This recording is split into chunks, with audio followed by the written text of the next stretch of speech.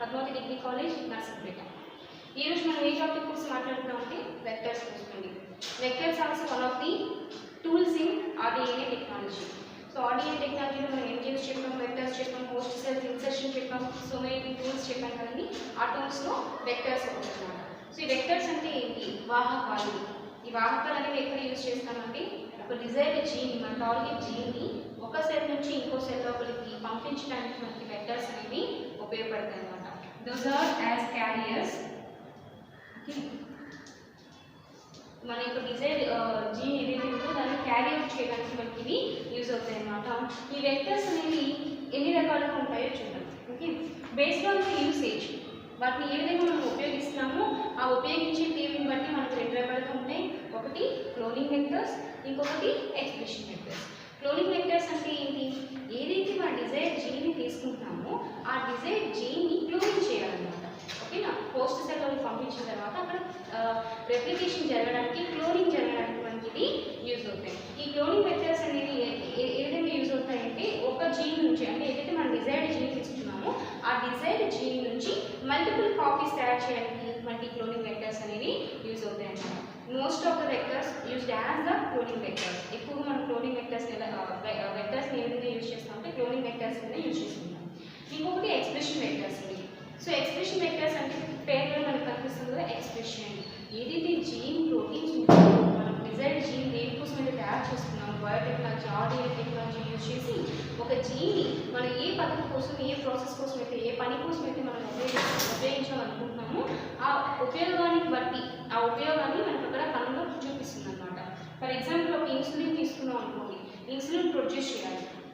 ఓకేనా? సో ఆ insulin produce చేసే జీన్ని మనం బ్యాక్టీరియాలోకి పంపిస్తే ఆ బ్యాక్టీరియాలో ఈ జీన్ ఏం చేయాలని పర్టికులర్ ఇన్సులిన్ని ఉత్పత్తి చేయగలగాలన్నమాట. అలా ఉత్పత్తి చేయడం కోసం ఈ ఎక్స్ప్రెషన్ వెక్టర్స్ని యూజ్ చేస్తాం. ఈ వెక్టర్స్లో మనం జీన్ని ఇన్సర్ట్ చేసి పోస్ట్ సెల్లోకి పంపిస్తే జీన్ అనేది అక్కడ ఈ వెక్టర్స్ ద్వారానే ఏం చేస్తుంది అంటే దాని యొక్క ఎక్స్ప్రెషన్ని చూపిస్తుంది అనమాట. అంటే దాని యొక్క పనిని చేయగలుగుతుంది. సో అది చేసే పనిని బట్టి మనం ఏ విధంగా ఉపయోగించుకుంటామో దాన్ని బట్టి వెక్టర్స్ అనేవి రెండు రకాలు. ఒకటి క్లోనింగ్ వెక్టర్స్, ఇంకొకటి ఎక్స్ప్రెషన్ వెక్టర్స్. అలాగే based on sources it means మనకి ఏ విధంగా అయితే తీసుకుంటామో, ఎక్కడి నుంచి అయితే తీసుకుంటామో పర్టికులర్ వెక్టర్స్ని, వాటి బట్టి మనకి కొన్ని టైప్స్ ఉన్నాయి. అవి ఏంటి అంటే plasmids, cosmids, viral vectors, artificial chromosomes and shuttle vectors. First చెప్పాల్సింది ఏంటి అంటే ప్లాస్మిడ్స్ అనమాట. Plasmid vectors. ప్లాస్మిడ్స్ అనేవి ఎక్కడ ఉంటాయి అంటే ప్రొకార్యోటిక్ బ్యాక్టీరియాస్లో, ప్రొకార్యోటిక్ సెల్స్లో ఉంటాయండి. So prokaryotic cells for example bacteria తీసుకున్నట్లయితే బ్యాక్టీరియా లోపల కేంద్రకేతర పదార్థాలు మనకి ప్లాస్మిడ్స్ అనేవి కనిపిస్తాయి అన్నమాట.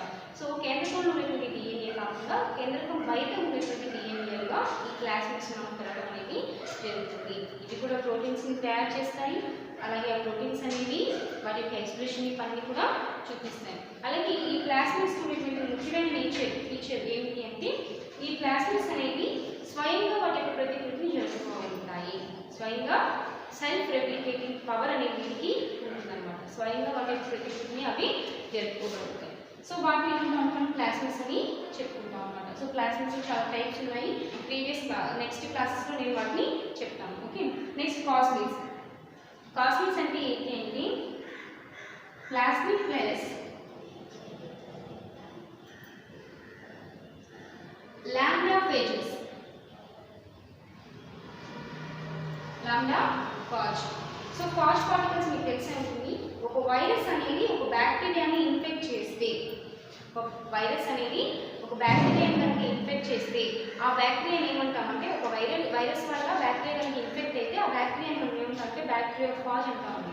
అంటే వైరస్ లోపల ఉండేటువంటి ఏదైతే న్యూక్లిక్ యాసిడ్ ఉంటుందో ఆ న్యూక్లిక్ యాసిడ్ అనేది బ్యాక్టీరియా న్యూక్లిక్ యాసిడ్ కలిసిపోతుంది అనమాట. సో అప్పుడు ఆ బ్యాక్టీరియా ఆ పార్టికల్ని మనం ఏమంటాం, ఆ సెల్ని ఏమంటామంటే బ్యాక్టీరియోఫాజ్ అని అంటాం. అలాంటి బ్యాక్టీరియోఫాజెస్ చాలా టైప్స్ ఉంటాయండి. అందులో ఒకటి లాంబ్డాఫాజ్ అనమాట. సో ఈ లాంబ్డాఫాజ్లో కాజ్ సైట్ ఏదైతే ఉందో, కాజ్ సైట్, ఈ కాజ్ సైట్ దగ్గర మన ప్లాస్మిడ్ అనేది అటాచ్ అవుతుంది అనమాట. ఈ కాజ్ సైట్ ప్లేస్లో ప్లాస్మిడ్స్ అనేవి అటాచ్ అవుతాయి. ఈ మొత్తం కాంబినేషన్, ఈ కాంప్లెక్స్ ఆఫ్ ది ప్లాస్మిడ్ ఏది లాంబ్డాఫాజ్ కాజ్ సైట్స్ని మనం ఏమంటాం అంటే కాస్మిడ్ అని చెప్తాం అనమాట. సో కాస్మిడ్స్ అనేవి multiple vectors. So that means plasmid plus lambda phage కలిపితే మనకి ఒక కాస్మిడ్ వెక్టర్ అనేది తయారవుతుంది. ఇది ఇన్ విట్రో కండిషన్లో యూజ్ చేసుకుంటాం. ఎక్కడ యూజ్ చేస్తామని? In vitro condition. What is the meaning of in vitro? In vitro అంటే ల్యాబ్ లోపల మనం చేసేటువంటి శరీరం బయట, ఓకేనా? మనకి ఇప్పుడు జరిగేటువంటి ప్రాసెస్ ఏవైనా సరే శరీరం లోపల జరుగుతూ ఉంటాయండి. మన మెటబాలిక్ యాక్టివిటీస్ అన్ని కూడా ఎక్కడ జరిగితే శరీరం లోపల జరుగుతాయి. అలాంటి మెటబాలిక్ యాక్టివిటీస్ కనుక మనం బయట చేస్తే, శరీరం బయట కనుక చేస్తే వాటిని మనం బట్టి ఇన్ విట్రో ప్రాసెసెస్ అని చెప్తాం అనమాట. అలాంటి ఇన్ విట్రో ప్రాసెస్లో మనకి ఈ కాస్మిడ్స్ మనమే తయారు చేసుకుంటాం. ఓకే, సో మన ద్వారా తయారవుతుంది కాబట్టి ఈ కాస్మిడ్స్ మనం ఇన్ విట్రో వెక్టర్స్ అని కూడా చెప్పుకోవచ్చు. Next viral vectors. Viral vector అంటే ఏంటి? ఒక వైరస్ కనుక వెక్టర్గా, ఒక వాహకంగా మనం ఉపయోగించుకుంటే అప్పుడు వాటిని ఏమంటామండి? వైరల్ వెక్టర్స్ అని చెప్తాం అనమాట. సో ఈ వైరల్ వెక్టర్స్కి బెస్ట్ ఎగ్జాంపుల్ ఏంటి అంటే bacteriophage. Okay, bacteriophage, bacteria plus virus ఈ రెండింటి యొక్క DNA కలిసి ఉండేది బ్యాక్టీరియోఫాజ్. ఓకే, బ్యాక్టీరియా యొక్క జీనోమ్ అలాగే వైరస్ యొక్క జీనోమ్ రెండు కలిసి ఉంటాయి కనుక దాన్ని బ్యాక్టీరియోఫాజ్ అంటాం. Phage it means virus. ఓకేనా? సో బ్యాక్టీరియోఫాజెస్ అనేవి best example for viral vectors. So ఈ వైరల్ వెక్టర్స్ మనం ఎక్కువగా ఎక్కడ యూజ్ చేస్తామంటే మన యొక్క వ్యాక్సిన్స్ తయారు చేసుకోవడంలో యూజ్ చేసుకోవచ్చు, మెడిసిన్స్ తయారు చేయడంలో యూజ్ చేసుకోవచ్చు. ఎందుకంటే వైరస్ అనేది హోస్ట్ లేకుండా జీవించలేదు, అంతే కదా? సో ఖచ్చితంగా వైరస్ అనేది ఏదో ఒక సెల్ని ఆశ్రయిస్తుంది అనమాట. దాని యొక్క మెటబాలిక్ యాక్టివిటీస్ అన్ని కోసం, అలాగే దాని యొక్క DNA రెప్లికేషన్ కోసం, ఓకేనా, దాని యొక్క పనిని చూపించడానికి, వ్యాధిని కలిగించడానికి, ప్రతి ఒక్క పనికి కూడా వైరస్ అనేది ఒక కణం పైన ఆధారపడాల్సి ఉంటుంది. Complete parasite. వైరస్ అనేది ఒక సంపూర్ణమైన పరాన్నజీవి అని చెప్పుకోవచ్చు. సో ఈ వైరస్ కనుక మనము మన యొక్క వెక్టర్స్ ని యూజ్ చేసుకుంటే ఈజీగా ఒక కణాన్ని ఇన్ఫెక్ట్ చేయగలుగుతుంది. అంటే ఒక కణం లోపలికి దీని లోపల DNA పంపించగలుగుతుంది అనమాట. సో అందుకని ఈ వైరల్ వెక్టర్స్ ని విరివిగా యూజ్ చేస్తాం. కాకపోతే దీంతో వచ్చే కాంప్లికేషన్స్ ఏంటి అంటే వైరల్ వెక్టర్స్ అనేది కొంచెం ఇన్ఫెక్టివ్గా ఉంటాయి. అంటే మన బాడీలో రాగానే ఏదైనా ఇన్ఫెక్షన్ సైడ్ ఎఫెక్ట్స్ అనేవి ఉండేటటువంటి ఛాన్సెస్ ఉంటాయి కాబట్టి వైరల్ వెక్టర్స్ తక్కువగా యూజ్ చేస్తాం ప్లాస్మిడ్స్తో పోలిస్తే. ఓకేనా? సో ప్లాస్మిడ్స్తో కంపేర్ చేస్తే వైరల్ వెక్టర్స్ అనేది తక్కువ యూజ్ చేస్తాము. But it is also one of the efficient vectors to use in RNA technology. Next one is artificial chromosomes. These artificial chromosomes are both two types. Okay, now artificial chromosomes are two types. One is BACS and another one is ACS. BAC, BACS. Okay, now BAC. BAC it means bacterial artificial chromosomes. BACS అంటే ఏంటి? Bacterial artificial chromosomes. అంటే ఒక bacteria యొక్క DNA తీసుకొని దాన్ని chromosome కింద convert చేస్తాం. ఇది ఆర్టిఫిషియల్గా మనం ఇన్ విట్రో కండిషన్లో తయారు చేసుకుంటాం అనమాట. అలా తయారు చేసుకుని ఆ పర్టికులర్ బ్యాగ్స్ మనం వెక్టర్స్ కింద యూజ్ చేసుకోవచ్చు. Another one is YACs, yeast artificial chromosomes. Yeast నుంచి మనకి DNA తీసుకుని దాన్ని మనం కన్వర్ట్ చేసుకుంటాం వెక్టర్స్ కింద. దాన్ని మనం ఏంటంటే యాక్స్ అని చెప్తాం అనమాట. Both are used in expression vectors, used as a expression vectors అన్నమాట. సో ఈ బ్యాక్స్ అండ్ యాక్స్ అనేవి రెండు కూడా ఏం చేస్తాయంటే మల్టిపుల్ క్లోనింగ్ సైట్స్ ఉంటాయి, అంటే మల్టిపుల్ జీన్ సైట్స్ ఉంటాయి. మన డిజైర్ జీన్ని ఒక జీన్ కాకుండా ఎక్కువ జీన్స్ మనం వీటిలో క్యారీ అవుట్ చేసుకోవచ్చు. అంటే ఇది ఒక బ్యాక్ అనేది 2-3 రకాల జీన్స్ని తీసుకెళ్ళగలుగుతుంది, క్యారీ అవుట్ చేయగలుగుతుంది ఒక కణం నుంచి ఇంకో కణంలోకి. ఓకేనా? So it's a complicated vectors అనమాట. సో ఆర్టిఫిషియల్ క్రోమోజోమ్స్ అనేవి రెండు రకాలు, ఒకటి BACs and YACs. So many things are there, but ఇక్కడ వరకు నేను ఎక్స్ప్లెయిన్ చేస్తున్నాను. Okay, next shuttle vectors. Shuttle vectors కూడా ఒకటి ప్లాస్మిడ్ అనమాట. షటిల్ వెక్టర్స్ అంటే మనం ఏమంటామని ప్లాస్మిడ్స్ కింద చెప్తాం. కాకపోతే ఈ వెక్టర్స్ మనం ఎందుకు వేరే పేరుతో షటిల్ వెక్టర్స్ కింద పిలుస్తున్నాము అంటే ప్లాస్మిడ్స్లో కొన్ని రకాల మార్పులు చేస్తామండి. అంటే మన డిజైర్ జీన్ అనేది వెళ్ళి హోస్ట్ సెల్లో పర్టికులర్ పనిని చేయాలి అని నిర్దేశించినప్పుడు ఆ ప్లాస్మిడ్ మనం ఏం చేస్తామంటే ఎడిషనల్గా కొన్ని రకాల లక్షణాన్ని కల్పిస్తాం. అంటే ఏంటి?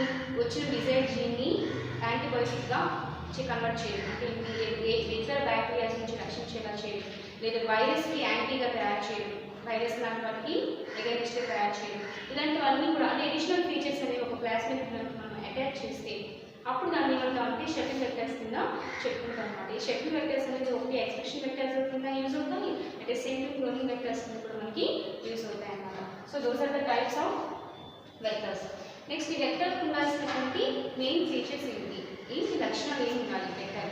ఒక వెక్టర్ అనేది ఒక డిజైర్డ్ జీన్ క్యారీ అవుట్ చేస్తుందంటే దానికి ఏం లక్షణాలు ఉండాలి. ఒకటి ఆరిజిన్ ఆఫ్ రెప్లికేషన్, అంటే రెప్లికేషన్ అవ్వడానికి కావాల్సిన సైట్ అనేది ఉండాలి. దీన్ని మనం షార్ట్కట్లో ORI అని పిలుస్తాం.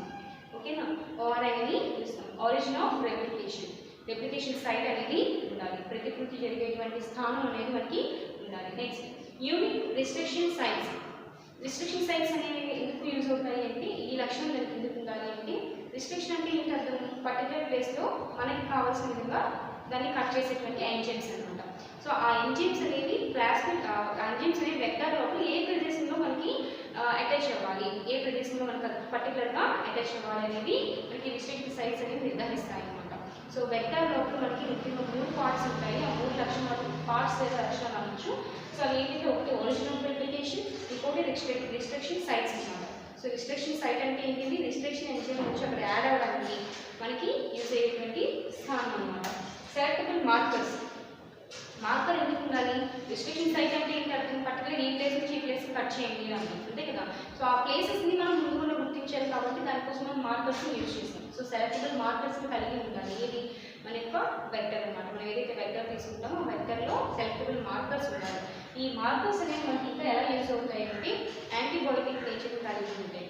ఓకేనా, ఇతర బ్యాక్టీరియాస్ నుంచి రక్షించడానికి, యాంటీవైరస్గా ఉంటాయి, అంటే వేరే వైరస్ నుంచి రక్షించడానికి, స్ట్రాంగ్నెస్ని కలిగి ఉంటాయి. ఇవన్నీ కూడా సెలెక్టబుల్ మార్కర్స్ మనము తీసుకుంటాం. సెలెక్టబుల్ మార్కర్ సైట్స్ అనమాట. మొత్తం మన యొక్క వెక్టర్ లోపల 3 ముఖ్యమైన పార్ట్స్ లేదా 3 ముఖ్యమైన లక్షణాలు కలిగి ఉండాలి. ఒకటి ఆరిజిన్ ఆఫ్ రెప్లికేషన్, స్వయంగా రెప్లికేట్ అయ్యే శక్తి ఉండాలి. ఆ ప్రదేశం పర్టికులర్ స్థానం కూడా ఉండాలి.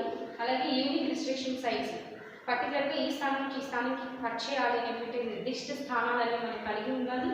అలాగే సెలెక్టబుల్ మార్కర్ని ఏ ప్లేస్లోకి మనం పెట్టాలన్నా పర్టికులర్ స్థానం అనే దాంట్లో ఉండాలన్నమాట. మొత్తం 3 ఫీచర్స్. ఇకపోతే హోస్ట్ సెల్ లోపలికి వెక్టర్ని ఎన్ని విధాలుగా పంపించవచ్చు, లేదా ఏ కణంలోకి అయితే పంపిస్తున్నామో దాన్ని బట్టి దాన్ని మనం డిఫరెంట్ టైప్స్ కింద తీసుకుంటాం అనమాట. Insertion into host cell. First one is transformation. ఒక బ్యాక్టీరియా లోపల కనుక మన యొక్క జీన్ని పంపిస్తే ఆ పద్ధతిని ఏమంటామంటే ట్రాన్స్ఫర్మేషన్ అంటాం. ఒక కణాన్ని మన యొక్క డిజైర్డ్ జీన్ని ఒక బ్యాక్టీరియాలో పంపిస్తే దాన్ని ఏమంటామండి ట్రాన్స్ఫర్మేషన్ అని చెప్తాం. 2 ట్రాన్స్ఫెక్షన్. యూకారియోటిక్ సెల్స్ అంటే యానిమల్ సెల్స్ కానీ లేదా ఒక హ్యూమన్ సెల్ లోపలికి కానీ ఒక ప్లాంట్ సెల్ లోపలికి కానీ మనం ఒక డిజైర్డ్ జీన్ పంపించాలనుకుంటే ఆ పద్ధతిని మనం ఏంటంటే ట్రాన్స్ఫెక్షన్ అని చెప్తామన్నమాట.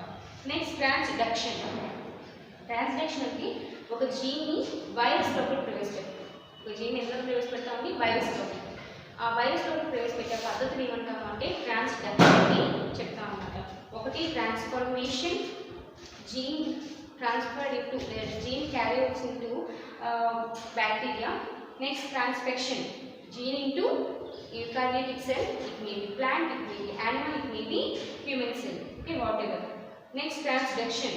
ఎప్పుడైతే ఒక జీన్ మనం వైరస్లోకి ప్రవేశపెడతామో ఆ పద్ధతిని మనము ట్రాన్స్డక్షన్ అని అంటాం. Transformation, transfection, transduction, okay, 3 types. This is the entire information about vectors అన్నమాట.